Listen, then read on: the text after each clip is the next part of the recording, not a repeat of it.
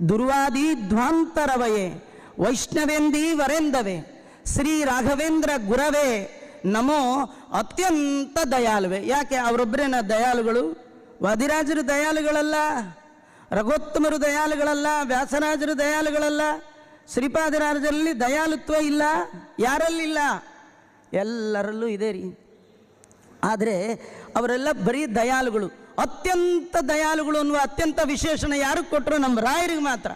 ಅದೇ ನಿಮ್ಮ ರಾಯರು ಹೌದ್ರಿ, ಅವ್ರು ನಮ್ಮ ರಾಯರು. ಯಾಕೆಂದರೆ 30 ವರ್ಷ ಅನ್ನ ಕೊಟ್ಟವರು, ತಲೆ ಕೊಟ್ಟವರು, ಹೊಟ್ಟೆ ತಲೆ ಎಲ್ಲರಿಗೆ ಎಲ್ಲ ಕಾಲಕ್ಕೆ ಕೊಟ್ಟವರು.